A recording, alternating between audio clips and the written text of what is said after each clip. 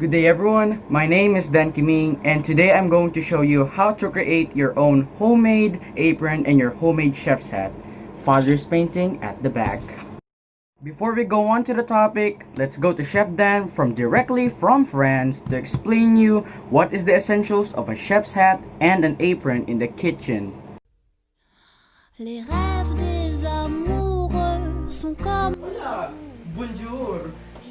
Pasta la vista, spaghetti. Welcome to my kitchen. I am your Chef Dan and today I'm going to explain you what does a chef hat and an apron does for you. Mamma mia, an apron helps the cook to not damage the front and to not have stains in the body and it can also prevent stains in the clothes. While the chef hat to help the chef's hair not fall into the food. Kitchen! Yes! Bonjour! Hasta la vista! Ratatouille! First things first, you're going to need a needle. A needle is very important in the sewing. I put them into this pack so that they can be organized. There's different sizes, there's a lot of variation. You can choose your size, whatever you are comfortable with. Next up is the needle's partner, the thread. There's no sewing, there's nothing like that without a thread, and same with the needle. There's no sewing without the needle, and yeah. Next up is the medida or the measuring tape. You can use this for measuring. Tailors use this a lot in measuring the waist, head, or anything like that, but I use this one for measuring. This one is the big one, the sewing box, or yeah, something like that, a stationary place. This is where you can put all your materials, the needles, the pin cushion, the thread, anything else. Maybe you can put there the measuring tape as well. Other people use a shoe box, but in my case, I use this box. I've been using this one for 3 years. And talk about safekeeping. I've been using this for like since grade 5 and it really helps me a lot. So it is where I put my things. Brought up earlier, the pin cushion. This is where to put the pin or sometimes the needle whenever you like it. It is really soft and it is sometimes a protection. This is where you can put your pin safely so that you can no longer lose it or just find it on the floor. It will go missing. This is where you put them. It's really soft and yeah, it takes the shape of a tomato in my case. Of course, the scissors. This is what you cut. You can cut the threads. Sometimes you can use the knife, but the scissors, it is much more safer. Oh no, it rolled. There we go. The pencil. A pencil can really help for you to write down or trace down what are you going to cut or what are you going to measure later. So yeah, it's a really good to mark thing. This may not be the best example, but there goes the ruler. The ruler can be used for measuring, tracing, and I think it's most valuable is that it's straight, so that when you are cutting things, it will be straight and you can just use it as a pattern. Last but not least, the tela. This is what you are going to use for the apron. This is where you're going to put your apron pattern and you're going to cut it. And extra is the ironing board and the iron to press up the apron. Last but not least is the apron pattern. This is what I use for the measurements for my apron hat.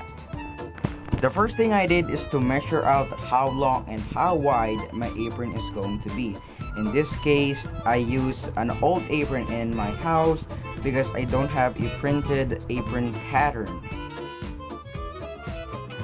Then I started to mark the measurements for each sides and how wide my apron is going to be.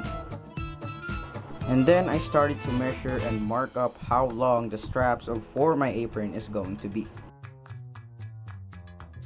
After I did that, I started to mark up the pattern of my old apron as a guide and how am I going to cut my apron. After I marked up the pattern from my old apron, it is time to cut to make the pattern of my apron's body.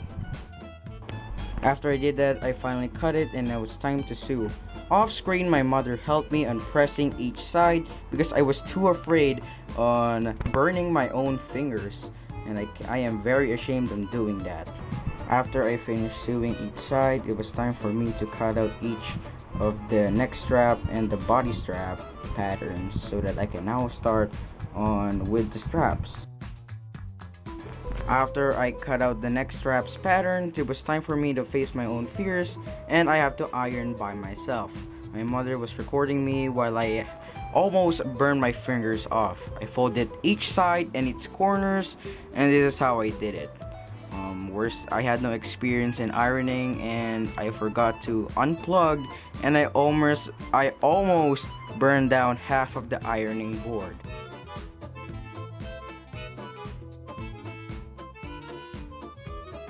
With the body strap and the neck strap, I cut the corners, the folded corners, in an angle to create something of a triangle.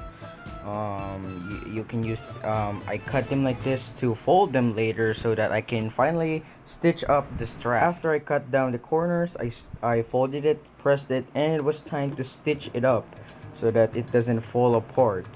This will be used for the body strap.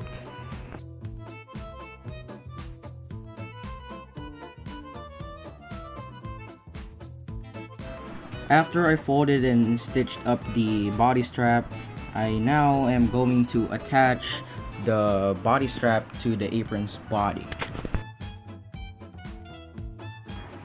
But now I already attached both of the body straps to the apron, and now I'm going to attach the neck strap to the apron's body. This is the part where I'm almost going to finish. I was really proud at this moment. It was really hard, especially when you're alone, and I already did it. I was really proud of myself.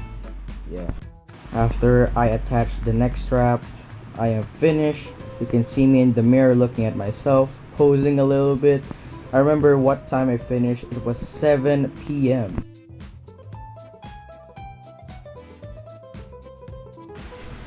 When I first started the making of the hat, I first started on the chef's hat band because I was too afraid on doing the top hat, and eventually after focusing too much on the band, I lost a lot of tela, and I had to buy more tela for the chef's top hat.